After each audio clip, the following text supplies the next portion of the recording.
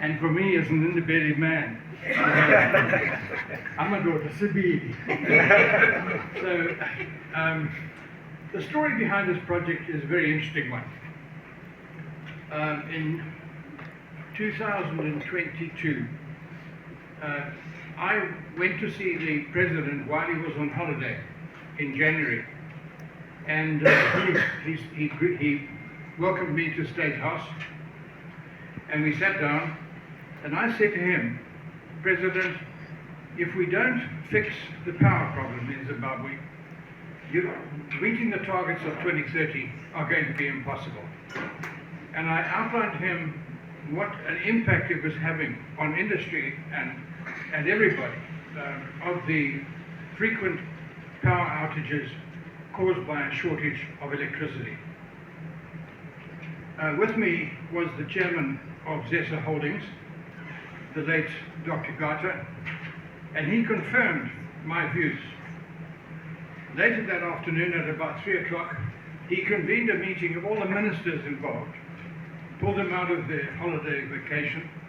We met at the State House, and he asked his ministers, I think there were 6 ministers there, he asked them, these people are telling me that if this crisis of power is not satisfied, is not met, we will not be able to develop the economy of Zimbabwe. What is your view, and what are you doing about it?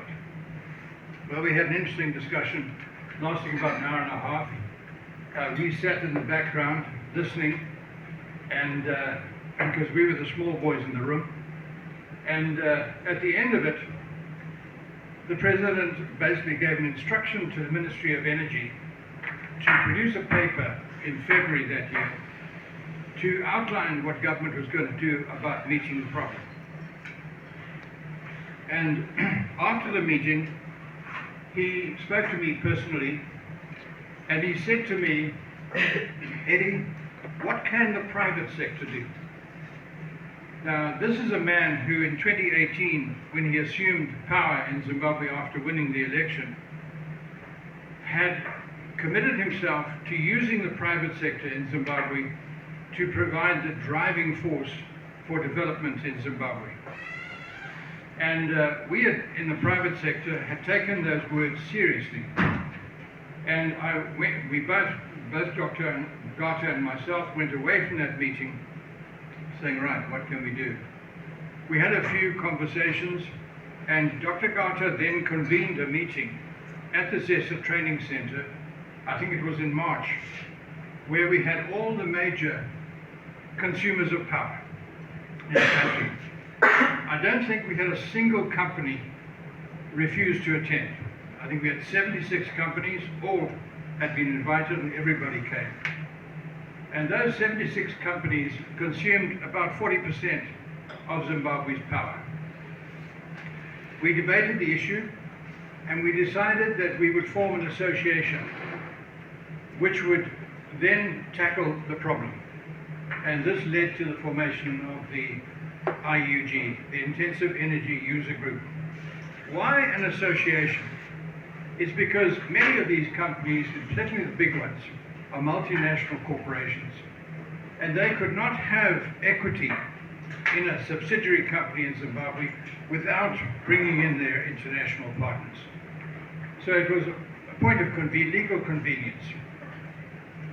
So we set this organization up, and we've now been running since April 23.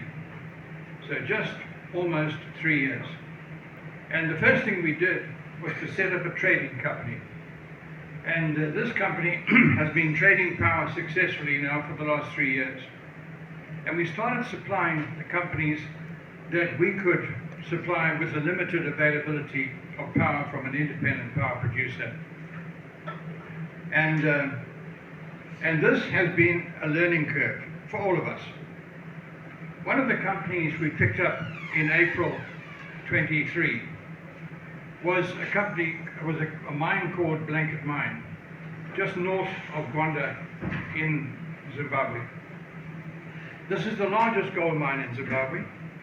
At the time, it employed about 2,000 employees, It's mining 1 kilometer and a quarter underground, 1,250 meters underground, and it was producing about 80,000 ounces of gold. You can do the numbers for yourself. And they were having problems with power. The quality of power, often not getting to them at 33, and the availability of power, frequent cut-offs due to load shedding.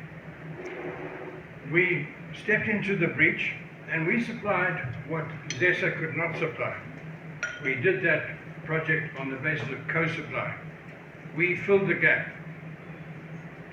Last year, I was asked by the Chief Executive of Caledonia to come down to Kwanda and visit the plant. And I went down with 2 or 3 of our executives, and I met the Chief Executive of Caledonia, the major shareholders, and he said to me, quite emotionally, he said, Eddie, we have achieved this year record output, 200,000 ounces of gold.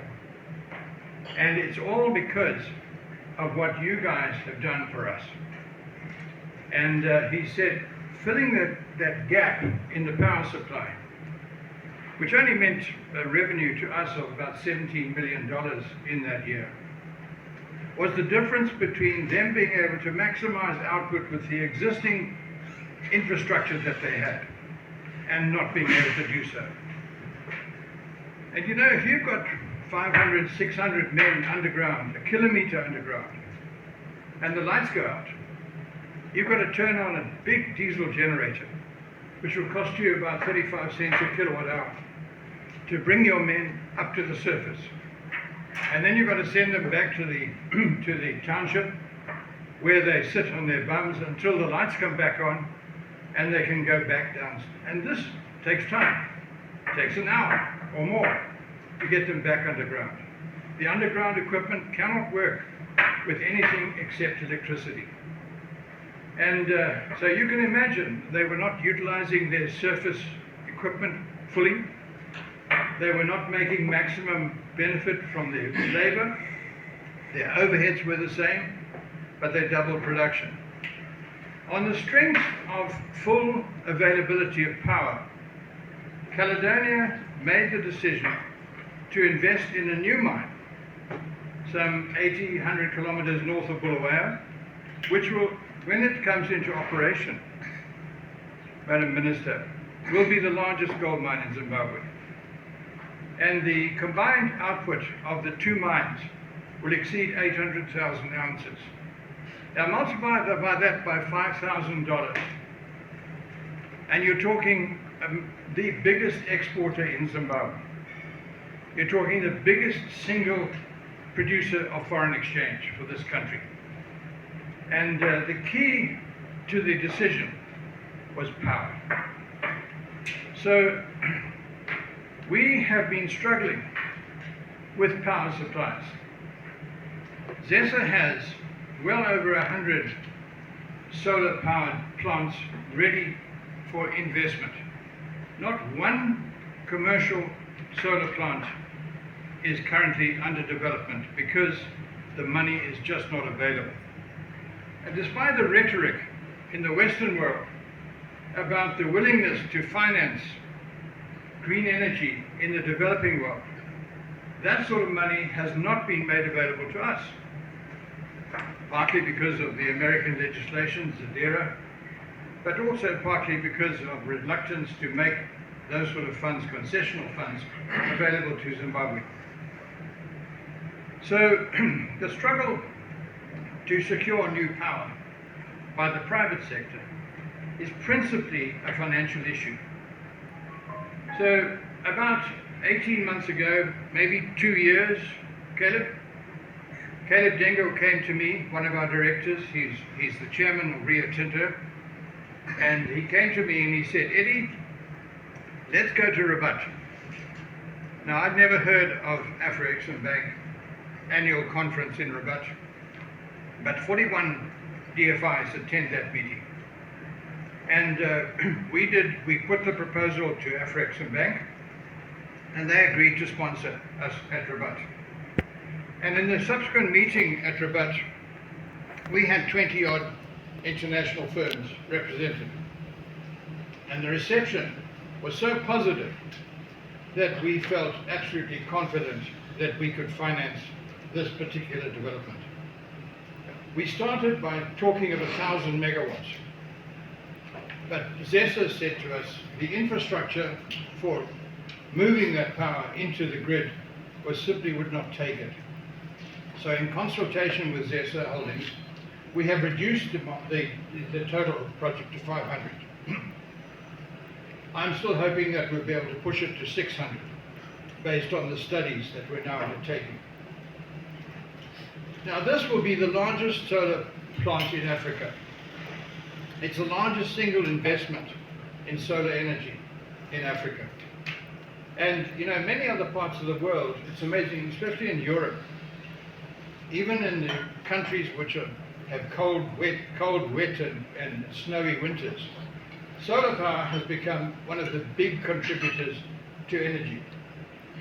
And it's also become the cheapest. Today, you can invest in solar panels on your roof, and those solar panels will deliver electricity to your home at 2 cents a kilowatt hour, which is the cheapest power on earth. And we're taking advantage of that.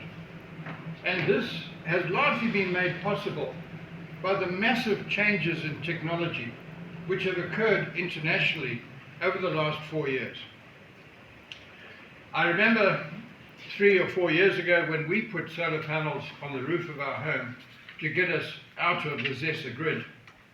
We paid $300 for a 300-watt panel.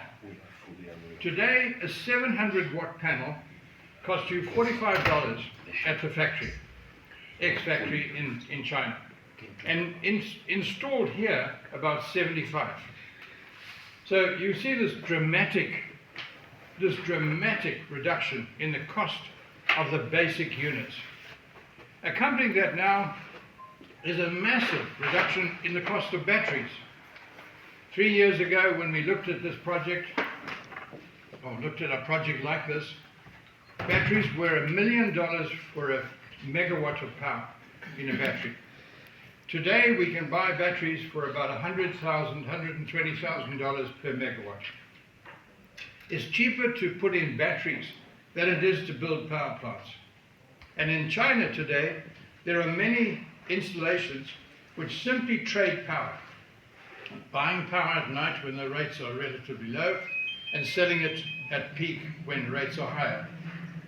And so this project will use both. And we are going to put in 600 or 500 megawatts of solar panels floating on the lake, and 600 megawatts of panels is 1 million panels, just to give you some idea of the size of this operation. Just imagine 1 million solar panels floating on the lake. This is not a pickaninny project. This is a massive project. And associated with it will be batteries, sufficient batteries to hold the capacity. Now that's important, because one of the biggest problems of solar energy in the world is unreliability of supply. When we had 3 days hot weather in Spain a little while ago, the solar panels in Spain blew the whole system out of the water, and Spain and Portugal were without power completely for a few days. So you've got to be able to manage the power that goes into the grid, because you have 1 million panels floating on Kariba, and suddenly we have cloud cover or a storm, and the power disappears. It can be extremely disruptive. So we are putting all our power through a battery complex, and we'll feed power into the grid from the battery complex. Now, one of the reasons why we went to Kariba is quite complex. Number one, you've seen the problem of water supply at Kariba. What we've done, originally when Kariba was planned in the 50s, and we built the dam, which was opened in 1958, and Kariba is still the biggest man-made lake in the world, by a long way. And when we did that, we did it on the basis of river flow calculations based on 50-odd years of records. And we put 500 megawatts on both sides of the river, 500 in Zambia, 500 in Zimbabwe. And what we have subsequently done in recent years is to double that to 1,000 megawatts on both sides. And the problem with that is that that's bigger capacity than the capacity of the river. The river hasn't changed significantly. And we're now in a situation where, because the temptation is there to use the water that's available to generate power, because of the shortage of power in both Zambia and Zimbabwe, we have often run out of water, and the lake has not been able to deliver what it did. Last year, Zambia got to the point where there were 3 hours of power a day. Now, when you get a situation like that, you have a real crisis. And what we have recognized is that you can increase the output of Kariba by about 30%. That's the output of the hydro plant, by conserving water when the sun is available and generating water to meet peak demands. You can turn Kariba on and off. You can't do that at Wanky with a coal-fired plant. So we're taking advantage of that. And Madam Minister, this is going to make a huge difference to Kariba itself.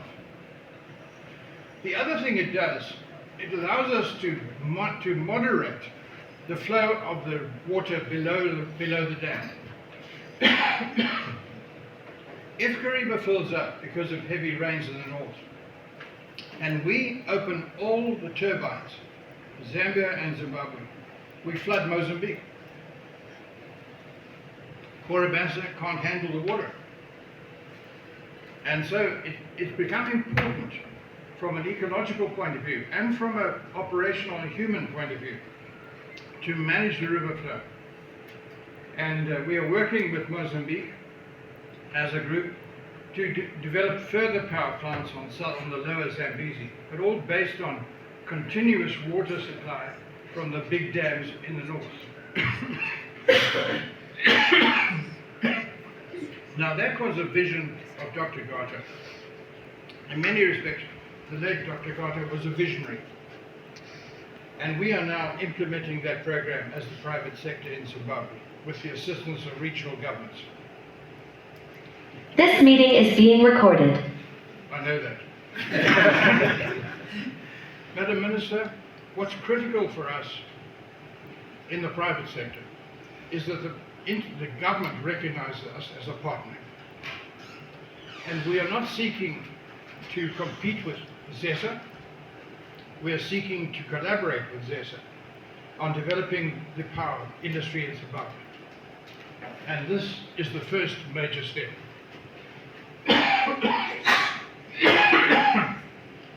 And we are able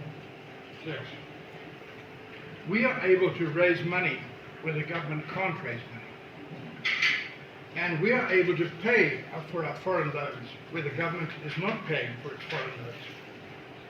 And therefore the international financial industry has confidence in us. We've built up a sound relationship with our banks over the last 3 years, and we're now exploiting that confidence. The project itself is 80% IUG and 20% CDF, which is Caleb Dengu's company. And it is totally 100% private sector, and it'll make a major contribution to resolving the power crisis in Zimbabwe when it comes on stream. We're looking at a potential cost of power of 5.5 cents per kilowatt hour at the dispatch point, which means we'll probably make a bit of money by selling it to the system at about 8 cents. I do apologize. But we are looking at the future with confidence. So, thank you very much, Minister, for participating this morning, and I hope that this has encouraged you.